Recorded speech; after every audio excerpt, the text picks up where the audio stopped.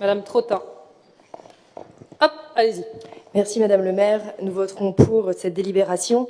Je souhaiterais profiter pour vous poser quelques questions. En tant que représentante de parents d'élèves, j'ai eu écho de quelques changements à venir au sein des centres de loisirs.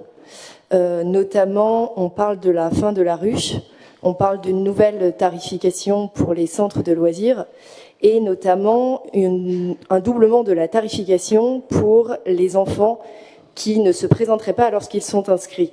Aujourd'hui, une journée d'inscription est due et facturée, et ça me paraît normal dans la mesure où il y a des coûts en amont. Cependant, comme vous le savez, il est quand même difficile de trouver un mode de garde fiable pour ces enfants pendant les vacances scolaires. Et je trouverais dommage de sanctionner des parents qui ont juste été prévoyants sur le centre de loisirs et pour lesquels le mode de garde initial fonctionnerait au final. De nombreux parents s'interrogent sur ces sujets. Avez-vous des réponses à nous apporter et quand ces nouveaux tarifs seraient-ils effectifs? Alors, c'est quelque chose qu'on a débattu et voté lors d'un précédent conseil municipal, Madame Trotter. Je ne sais pas si vous étiez absente à ce moment-là, mais ça a été débattu ici même, présenté par Madame Bourdet-Matisse, sur cette nouvelle tarification. Alors, je ne sais plus si vous l'aviez voté ou pas. Avec le doublement des jours d'absence des enfants. Alors, il y a plusieurs choses. Attends, rappelez-moi votre première question, c'était... La fin de la ruche. Fin de la ruche, complètement faux, je ne sais pas d'où ça sort. D'accord, ça rassurera les parents. Complètement faux. Ce sur quoi on est en train de travailler, attention, ce n'est pas effectif, c'est de pouvoir faire gérer l'intégralité de la ruche par le LSC, c'est ça Robin, et non plus par les animateurs, mais ça reste exactement la même chose. C'est-à-dire qu'aujourd'hui, en fait, c'est beaucoup les animateurs, les salariés du LSC qui s'occupent de la ruche. Donc c'est un peu hybride, c'est un peu à cheval, mi-LSC, mi-ville.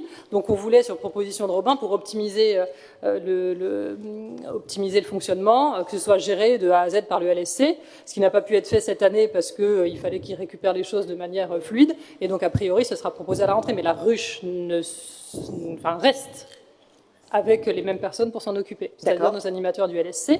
Voilà. Sur la tarification qui augmente, l'idée, c'était effectivement... Alors, Laurence, on n'en avait pas parlé lors de la dernière...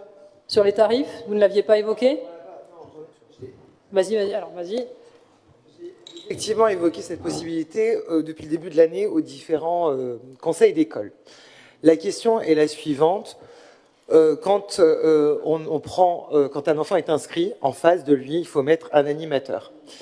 On se rend compte bien souvent qu'en face de l'animateur, on n'a pas l'enfant.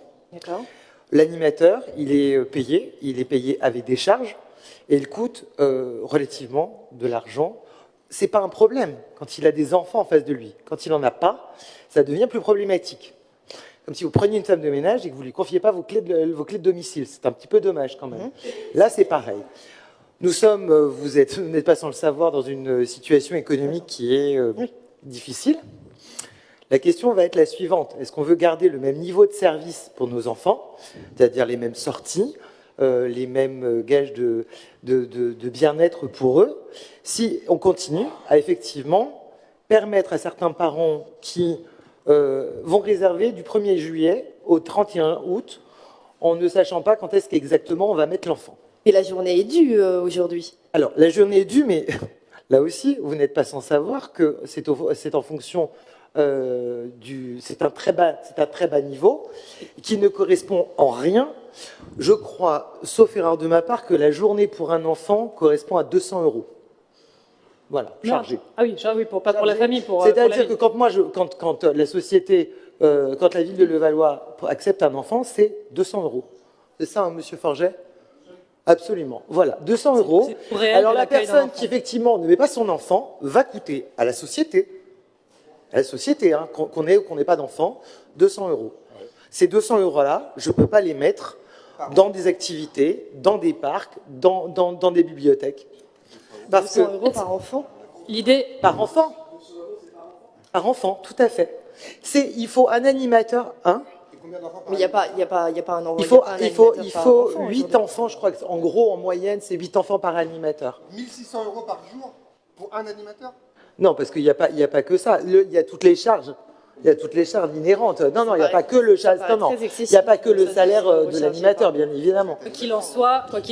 Et il faut maintenant, il faut aussi que les parents que nous soyons tous responsables. C'est-à-dire que oui, bien sûr, mais comme dans un c'est foyer, très aléatoire de trouver un mode de garde. Et lorsque l'on doit travailler, le centre de loisirs était un backup très efficace.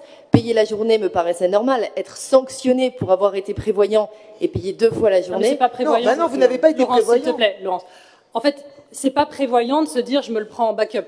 C'est-à-dire qu'en fait, ce que vous nous dites, c'est qu'on pénalise des familles qui disent je me prends une solution de garde, la nounou, les grands-parents, ou je me prends une journée, et j'inscris quand même au cas où mon enfant au centre de loisirs. Comme ça, si la solution de garde numéro 1 ne marche pas, j'ai toujours ça en backup. Sauf que ce que vous dit Laurence à très juste titre, c'est que nous, on se dit pas, tiens, peut-être que l'enfant va venir, peut-être que l'enfant il va pas venir. Si on a 200 enfants inscrits sur les centres de loisirs, on prévoit le nombre d'animateurs correspondants. Et ce phénomène, il est pas marginal. C'est-à-dire que sur 200 enfants inscrits, on avait parfois un delta, Robin, pouvant aller jusqu'à combien?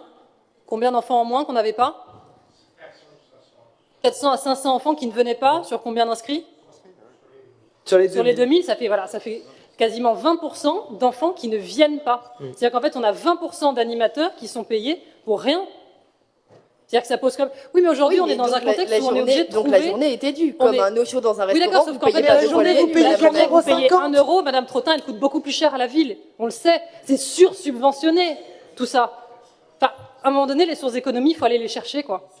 Donc moi, je veux bien qu'on maintienne tout à niveau, mais là, on considère qu'effectivement, cette pratique était quelque peu abusive. Et elle serait le centre de loisirs ne peut pas, enfin l'inscription en tout cas au centre de loisirs ne peut pas être un backup. D'autant plus que on peut annuler jusqu'à combien de temps? Là aussi, on avait réfléchi. C'est-à-dire quelqu'un qui va inscrire son enfant au mois d'octobre en se disant bah tiens j'en aurais besoin pour Noël peut annuler jusqu'à 15 jours avant, c'est ça?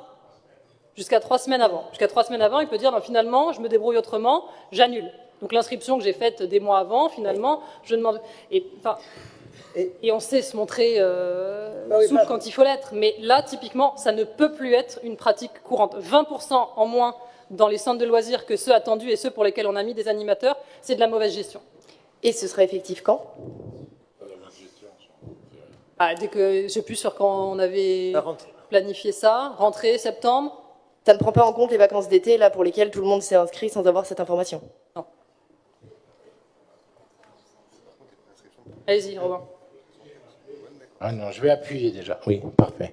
Je vais essayer de compléter un peu ces propos parce que effectivement, ce qu'on ne souhaite pas et ce qui a été mis en place là dès juillet, c'est les enfants qui n'auraient pas réservé, dont les parents n'auraient pas réservé. Donc c'est uniquement à ces enfants que l'on voudrait facturer, que l'on va facturer une prestation double. Hein. Je rappelle que c'est 0,91 euros.